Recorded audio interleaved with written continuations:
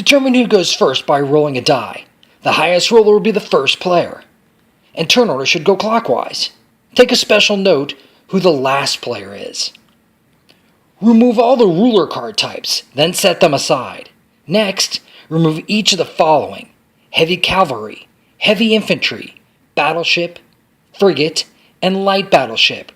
Place these off to the side in a different pile for now. Deal each player 10 cards. They select 7 to keep and return the rest to the dealer. Now hand the ruler cards to the last player. They select 1 ruler and pass the ruler deck to the player on his or her right. Each player does the same until everyone has selected 1 ruler. Each player is given a card holder and a capital city card to place in front of them as shown. All the remaining cards are shuffled together to make up the master draw deck. The first player has a responsibility to move the time token to the right at the very beginning of their turn. In a non-player elimination game, it's moved 2 spaces at the very beginning of the first player's turn. Otherwise, it's moved only 1. Now the last player picks a state to place his or her ruler and capital city on. Place both tokens that represent those cards in the same state. Phase order is printed on the board. It begins by reducing the resource pool to 0. The first round, you'll have no resources. Next, collect resources. Each state has a number printed on it. Add up all the states you control. The first round, that will only be the state that has your capital city on it. Pay maintenance. Most of the cards you will have in play will have a maintenance cost to keep that card in play. The only exception to this is you not have to pay the maintenance cost on the ruler you have in the king or queen position. Playing cards. Each card in your hand has an initial cost. Subtract the initial cost from the resource points you have left after paying your maintenances. You may play as many cards as you can afford, with a maximum of 6 units. Now take the corresponding unit token and place it on a state that you control, or have permission to place due to negotiation. Place your card into the card holder so that it covers the IC. Now you have a unit in play.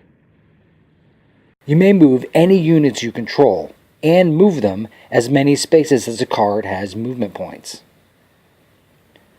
Some units move on water as well as land. They may only enter water through a port.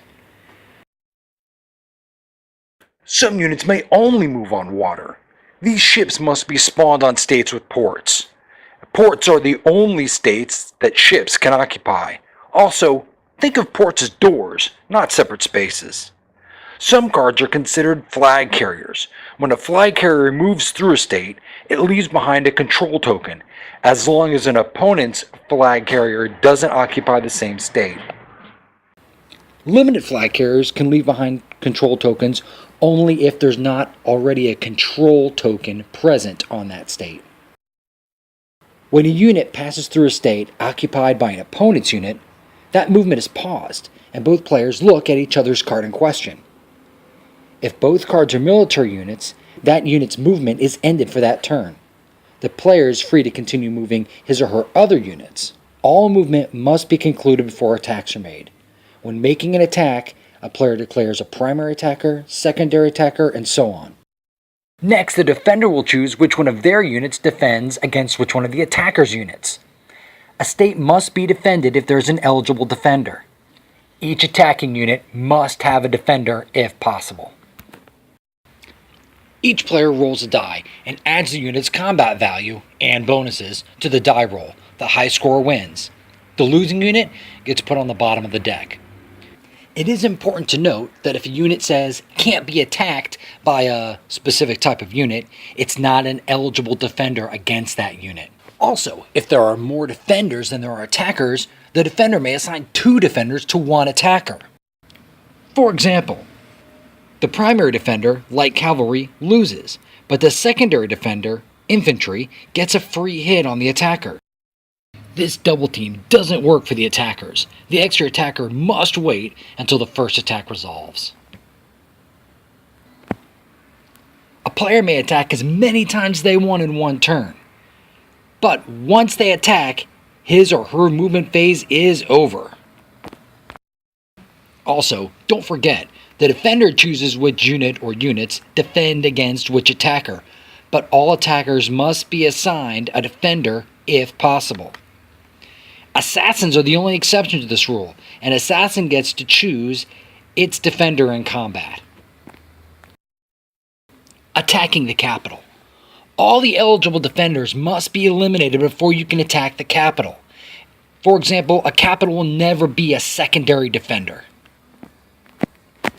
A separate attack is launched on the capital, and only a flag carrier can attack the capital city itself. When a capital is defeated, you will flip the card over. It's now considered a capital city under siege.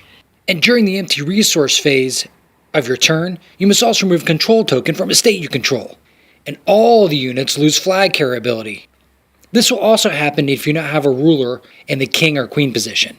Now you can always pay to restore your capital, and if you have a ruler in play, you can always promote them too. In a player elimination game, the capital city can be attacked a second time. At that point, if it loses, the player will be eliminated. Note, you always will be able to claim resources from the capital state. Now, toward the end of every player's turn, they'll get to draw a card. They'll get to draw an additional card for every 3 resource points they'd like to spend in this way. But at the very end of their turn, they must discard back down to 7 cards. King Spoils Track. At the very start of the first player's turn, they move the time token to the right. They move it 2 spaces in the non-player elimination version, 1 space in the player elimination version. If ever a player is eliminated from the game, the time counter now moves 2 spaces. When a player removes an opponent's capital city, they place one of their control tokens on the King Spoils track. This token goes on the same location as the time token is currently on. The player gets all the bonuses associated with that space on every subsequent turn. Now the game is over when the time token leaves the last position on the track. All resources from states and bonuses are counted. The player with the highest score wins. In the case of a player elimination game, the player that has removed the most of their opponents is the winner. In the case of a tie, the resource points are compared, and the player with the highest point total value wins. Thank you for watching, and I hope you like playing Siege of Verdan.